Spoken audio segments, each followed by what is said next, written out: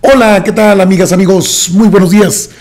Tiene toda la información aquí, por supuesto. Bueno, es cierto, el INE consumó su proyecto. Es cierto que también se presentó una denuncia y no prosperó porque pues no se van a echar la soga al cuello. Pero se puso interesante el debate porque sí, al presidente le van a pedir, al presidente Andrés Manuel López Obrador, una medida cautelar inhibitoria, es decir, habrá palabras que no pueda decir en la conferencia mañanera, en la matutina. Bueno, pues eso ya estaba cantado, ese era un hecho. Fue la orden de Claudio Xicoténcatl González Guajardo. Pero no se esperaban el revire que surgió dentro del mismo debate en el que se metieron los representantes de Morena. Fueron bravos, duros. Y usted tiene aquí la información en ACM Canal 54. No, lo que le tengo que informar, y esto no lo quieren decir, o lo han dicho muy poco, o de plano se van a hacer locos, porque también callaron ¿se acuerda de los gobernadores esos de la Alianza Federalista? Que por todo gritan y por todo chillan. Bueno, tampoco pueden gritar y tampoco pueden hacer campaña proselitista como lo han hecho en las últimas semanas, los últimos meses. El grupo de acción, los gobernadores de Acción Nacional, el GOAN, que se llama, tampoco. La medida cautelar inhibitoria también aplica para los gobernadores, y eso no lo habían dicho. No, pues no conviene. ¿Por qué decir eso? No, Lorenzo Córdoba tuvo una rebatinga que, bueno, al final sacó hasta a los expresidentes. Pues, ¿qué le pasó a Lorenzo? ¿Enloqueció? ¿Qué sucedió? Se les fue de las manos a Lorenzo Córdoba y a Ciro Murayama. La actitud incisiva, combativa, de los representantes de Morena, Alejandro Viedma y el otro representante, los dos, bueno, fue lo suficientemente fuerte para sacar del foco de atención la confrontación de Lorenzo Córdoba, Ciro Murayama contra el presidente López Obrador. Gutiérrez Luna se llama, Sergio Gutiérrez Luna, el otro diputado federal, el representante también del Congreso ante el INE. Se puso muy interesante el debate y entonces los gobernadores de todos los estados, los presidentes municipales, todos los que detentan el poder ejecutivo, porque no nada más es el presidente de la República, el poder ejecutivo de los estados, de acuerdo a nuestra misma constitución, recae en los gobernadores de los estados y esos también entran en la misma dinámica. Es decir, se amplía el abanico y dice, pues, el presidente va a seguir con sus conferencias de prensa. Ya lo demás son minucias, solo que no va a decir estas cosas que pudieran incidir, que de hecho no lo va a hacer el presidente, en la elección.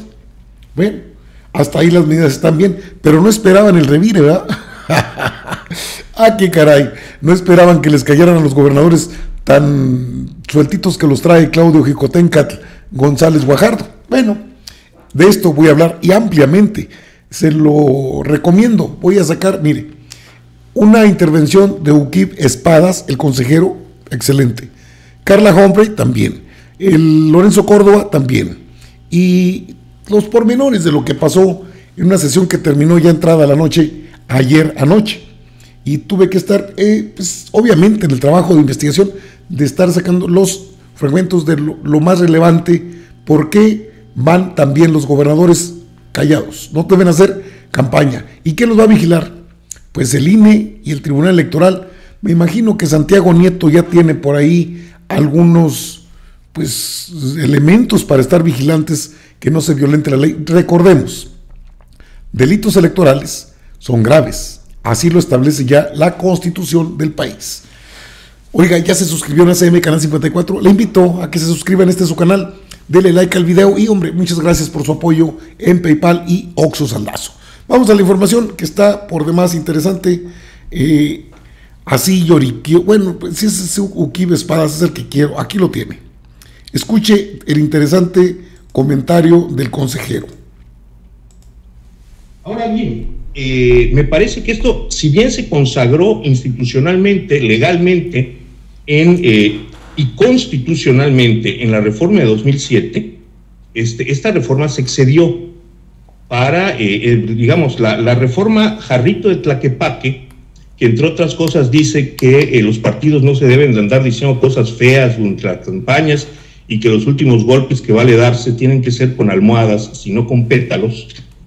Pues lo cierto del caso es que esa disposición que no me gusta, que además a estas alturas, habiéndose roto hace algunas temporadas el régimen de partido de Estado, merecería ser discutido sobre la base de un debate más amplio que permitiera a los actores políticos decirse de todo y darse hasta con la cubeta. Pero bien, esto no es así y llegó la ley. Esto lo quiero decir con todo respeto y con toda claridad para los representantes de Morena. Esta prohibición fue asumida desde 2019 sin ningún tipo de protesta ni resquemor por el gobierno federal. Esto se plasmó en el documento Lineamientos de Suspensión de la Propaganda Electoral, que en este momento pido se interrumpa mi cronómetro para solicitar al secretario de lectura a los títulos principales de este documento del gobierno federal, el párrafo con el que inicia la página 3 y a su página 6, por favor. Gracias, consejero. Señor secretario, por favor, le instruye para que atienda la petición del consejero Kiva Espadas. Con mucho gusto, presidente, y con mucho gusto, consejero Espadas. Se trata de un documento del Gobierno de México, de la Secretaría del Bienestar y la Secretaría de la Función Pública, y que se intitula Lineamientos de Suspensión de Propaganda Gubernamental. El primer párrafo de la página 3 indica: la Sala Superior del Tribunal Electoral del Poder Judicial de la Federación ha conceptualizado la propaganda gubernamental difundida por los poderes federales, estatales y municipales al conjunto de actos escritos, publicaciones, imágenes, grabaciones, proyecciones y expresiones que lleven a cabo los servidores públicos, entidades públicas que tengan como finalidad difundir para el conocimiento de la ciudadanía la existencia de logros, programas, acciones, obras o medidas de gobierno para conseguir su aceptación, y hace referencia al SUBRAP 119 del 2010 en la página 269. Para la página 6 del documento de referencia se señala lo siguiente: con base en el artículo 134 constitucional, la propaganda, bajo cualquier modalidad de comunicación social que difundan los poderes públicos, los órganos autónomos, las dependencias y entidades de la administración pública y cualquier otro ente público, deberá tener carácter institucional y fines informativos, educativos o de orientación social, precisando que en ningún caso esta propaganda incluirá nombres, imágenes, voces o símbolos que impliquen promoción personalizada de cualquier servidor público. Dentro y fuera de los procesos electorales, la propaganda que difunda la administración pública deberá cumplir con las siguientes características: ser de carácter institucional, tener fines informativos o de orientación social, no incluir nombres, imágenes, voces o símbolos que impliquen promoción personalizada de servidores públicos, no contener mensajes destinados a influir en las preferencias electorales a favor o en contra de aspirantes, precandidatos, candidatos o partidos políticos, no incluir menciones sobre el proceso electoral o expresiones vinculadas a este como voto, sufragio, comicios, elección, elegir, proceso electoral y cualquier otra expresión similar, no presentar logotipos, lemas, frases o cualquier otro tipo de referencia al gobierno federal, algún otro gobierno o bien a sus campañas institucionales, ni elementos de propaganda personalizada de servidor público alguna. No sé si hasta ahí, señor. Ahí está bien. Muchas gracias, secretario. Con mucho gusto. Gracias. Si colocan el contador del consejero Espadas, por favor, no dan cuenta, colegas del área técnica. Gracias. Gracias, consejero Espadas, por favor. Sí, como se puede desprender de esta lectura, en la concepción de la Secretaría de la Función Pública, la propaganda gubernamental no es solo el spot pagado para anunciar, sino cualquier tipo de expresión encargada de dar a conocer no nada más de convencer, sí también de convencer sobre la obra de gobierno.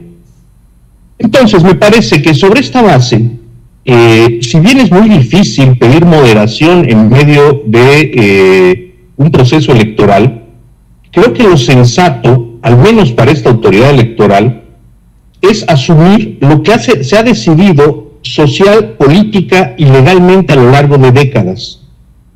Insisto, me parece que las limitaciones que se ponen no nada más a la libertad de expresión de quienes ejercen la función pública, sino a las características de lo que los actores mismos del proceso electoral pueden decir, son un exceso. Espero que eso se reforme, pero mientras ese exceso esté en las leyes y derive directamente de un mandato constitucional, esta autoridad no está autorizada, no tiene la capacidad jurídica para contravenirlo. Incluso si solo estuviera en la ley, se podría aducir una interpretación conforme a los derechos humanos establecidos en la Constitución o un control de convencionalidad, pero estos topan con la letra de la Constitución. Entonces, en ese sentido creo que hay que aceptar que dentro de los excesos de la reforma de 2007 está la imposición cierta, inequívoca, asumida por distintos gobiernos federales, incluido el actual, según se muestra en el documento al que se ha dado lectura, que sí establecen prohibiciones estrictas a los funcionarios públicos, incluyendo particularmente y expresamente el uso de ciertos términos. ¿Esto es excesivo? Sí. ¿Es obligatorio? También. En este sentido, me parece que lo que nos presenta la consejera Carla Humphrey no solo es una solución para este debate, que me parece que equivocadamente se ha centrado en una figura política, sino que nos permite potenciar un acuerdo del Consejo, sacarlo de este foco de confrontación con el presidente de la República y establecer normas que ahora puede parecer que son ociosas, pero créanme que en los procesos locales establecer de una vez limitaciones a lo que los gobernadores deben evitar decir porque podrían incurrir en falta, esos son los términos que nos ordena el tribunal, es muy importante.